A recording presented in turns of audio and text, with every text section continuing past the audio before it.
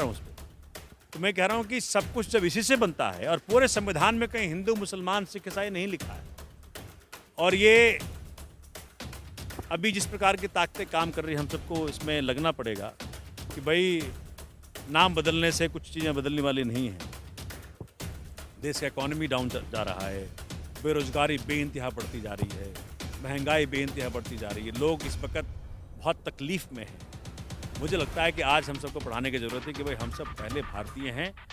किसी जाति का हो, किसी धर्म का हो, सबको हर प्रकार की ज़िंदगी जीने की आज़ादी है, इसको सुनिश्चित करना है कि जब मैं एक स्कूल में गया और किसी मैं बच्चों से पूछा भाई गणतंत्र का मतलब क्या है बेटा, तो बच्चों ने कहा कि गणतंत्र का मतलब है गन।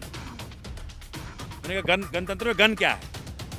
तो ये समझाने की ज़रूरत पड़ी है मुझे लग रहा है आज की तारीख में कि और गणतंत्र को गणतंत्र ही रहने दिया, पाकिस्तान गणतंत्र बन गया और हमारा देश गणतंत्र ही रहा। इसके लिए सबका धन्यवाद, सबको बधाई भी।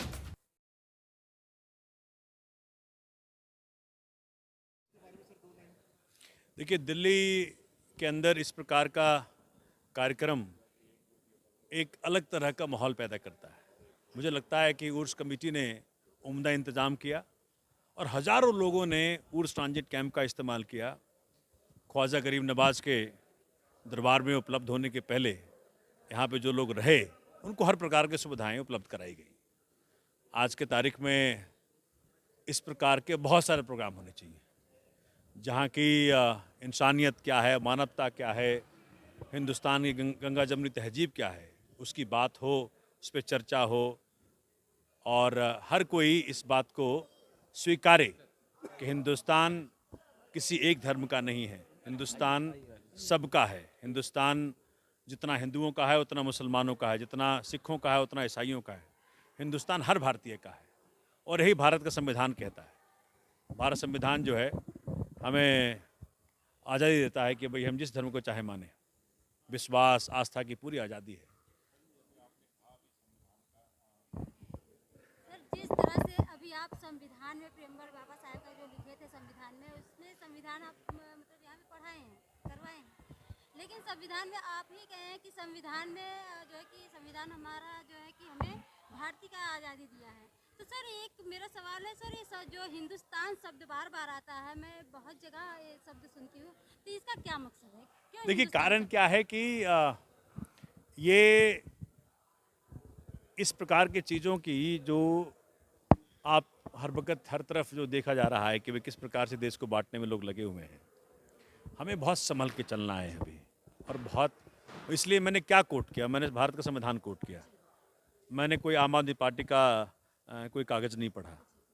तो संविधान तो सबका है। भारत का संविधान ही प्रधानमंत्री बनाता है, भारत का संविधान ही मुख्यमंत्री बनाता है, भारत का संविधान ही सब कुछ बनाता है। आ रहा हूँ उस पर। तो मैं कह रहा हूँ कि सब कुछ जब इसी से बनता है और पूरे संविधान में कहीं हिंदू, मुसलमान, सिख, ईसाई नहीं लिखा है और ये अभी जिस प्रकार की ताकतें काम कर रही हैं हम सबको इसमें लगना पड़ेगा कि भाई नाम बदलने से कुछ चीज़ें बदलने वाली नहीं हैं।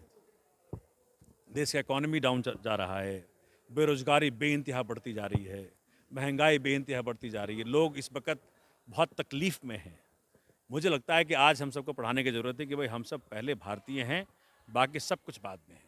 इसलिए आज देश के सारे लोग, उन्हें विश्वास दिलाना पड़ेगा कि भाई आप किसी भी धर्म के हों, किसी भी जाति के हों, किसी भी क्षेत्र के हों, आप पहले भारतीय और बराबरी का हकदार रखते हैं।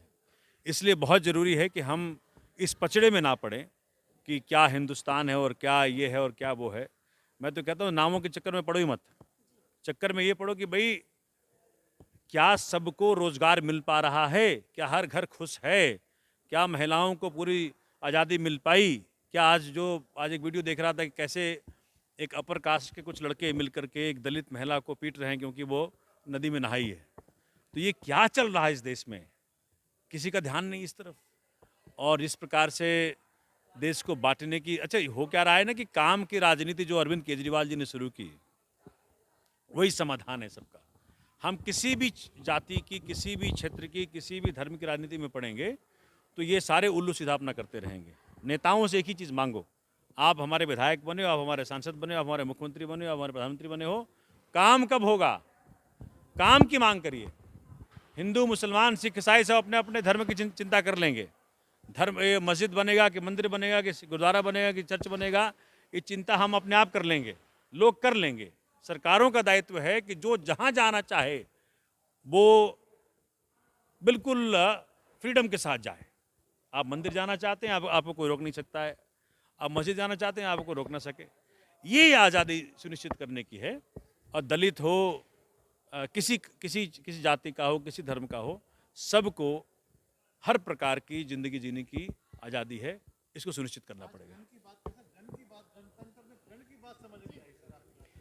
देखो क्या है कि जब मैं एक स्कूल में गया और किसी में बच्चों से पूछा भाई गणतंत्र का मतलब क्या है बेटा, तो बच्चों ने कहा कि गणतंत्र का मतलब है गन। मैंने कहा गणतंत्र में गन क्या है? तो ये समझाने की ज़रूरत पड़ी है मुझे लग रहा है आज की तारीख में, क्योंकि देखिए पाकिस्तान भी मुल्क एक गणतंत्र बना, अब वो गणतंत्र बन गया पिछले 50 साल में, 60 साल में। अब ये देखें, कम से कम हमारा मुल्क तो गणतंत्र ही है। अभी जितनी सरकारें आई हैं सबको धन्यवाद करना पड़ेगा कि कम से कम बचा के तो रखा इस मुल्क को आपने। तो मैं कहता हूं कि सबका धन्यवाद कि जिस किसी ने इस देश की सरकार में हिस्सेदारी की और गणतंत्र को गणतंत्र ही रहने दिया। पाकिस्तान गणतंत्र बन गया और हमारा देश गणतंत्र ही रहा। इसके लिए सबका धन्यवाद, सबको बधाई भी। उसको बचा के रखना है। और गन का मतलब क्या है? Muscle power. मतलब देखिए ना, एमसीडी के अंदर आपकी मेजॉरिटी है लेकिन हम नहीं बनने देंगे। मतलब गणतंत्र पीछे, गणतंत्र आगे हो गया है। अब ये इस वक्त की माहौल में ये देखने को मिल रहा है कि गणतंत्र मतलब जनता का जो शासन है, जनता की जो इरादा है, जनता का जो मैंडेट है,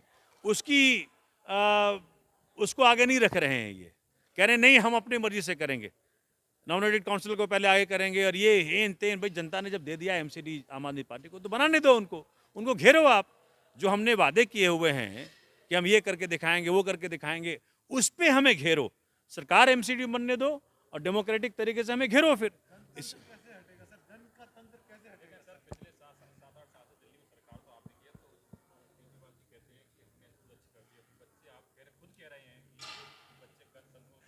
अब मैं बताऊंगा नहीं किस स्कूल में मैं गया था, इसलिए मैं इसको छेड़ना नहीं चाहता अभी। कारण क्या है कि दिल्ली में कई तरह के स्कूलें हैं। एक स्कूल है दिल्ली सरकार का, एक स्कूल है एमसीडी का, एक स्कूल है प्राइवेट। तो मैं क्या नहीं छेड़ना चाहता, नहीं तो उस पर सवाल उठेगा फिर। तो मैं कह रहा हूँ कि हमने तो शिक्षा सुधार करके बच्चों को एंटरप्रेन्योरशिप करिकुलम, उनको उनके मेडिटेशन करवा रहे हैं, उनका जो आपका माइंड स्ट्रांग हो उसी करिकुलम कर रहे हैं। हम तो एजुकेशन में एक ऐसा माहौल पैदा कर रहे हैं जहाँ के बच्चे स्ट्रांग बन के निकलेंगे, अच्छे देशभक्त बन के निकलेंगे। लेकिन जहाँ नहीं हो रहा है वहाँ चिंता करने की जरूरत है। कम से कम अब एमसीडी स्कूल हमारे हाथ में आ गए हैं, तो एमसीडी स्कूलों के अंदर हम लोग अब इस प्रकार का काम कर पाएंगे जिससे कि हर बच्चा गणतंत्र को गणतंत्र ही समझे, गणतंत्र न समझ ले, मसल पावर ना समझ ले।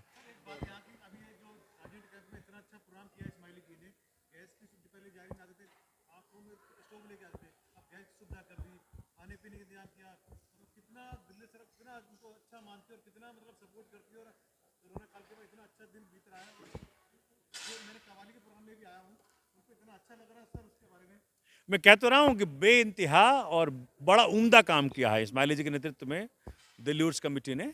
और मैं देख रहा हूँ केजरीवाल साहब ने जिस प्रकार से अपने दिल्ली सरकार के पर्स खोले हुए हैं कि भाई किसी भी धर्म का व्यक्ति हो उसको अपनी धर्म का पालन करने की पूरी आज़ादी है। और ख्वाजा के यहाँ दरबार में सब लोग जाएं, उसके पहले यहाँ से खुश होकर जाएं, ट्रांजिट कैंप में बैठें। और जैसे कहा कि अब वो जो हमने देखा कि वो जो लकड़ी का पहले इंतजाम होता था वो अब गैस के चूल्हे मिल गए हैं, बहुत उम्दा है। और जितना भी करें, देखो एक एक व्यक्ति की सेवा ख्वाजा की सेवा है, ख्वाजा का आशीर्वाद मिलेगा।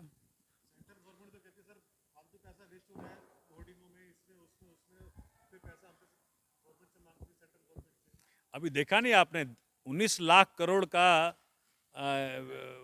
व्यक्ति कैसे 10 लाख करोड़ पे आ गया है? तो ये ख्वाजा के आशीर्वाद ही है, ठीक है। और जिस प्रकार से अगर आज किसी अपोजिशन के नेता के या व्यक्ति के ऊपर कोई ऐसा इल्ज़ाम होता तो अभी वो जेल में इन्फिनिट चला जाता, और अभी उनको बचाने में लग गई सरकार। तो सेंट्रल गवर्नमेंट इस बात का ख्याल करे कि देश संविधान चलता है, किसी व्यक्ति से नहीं चलता। हाँ जी जी।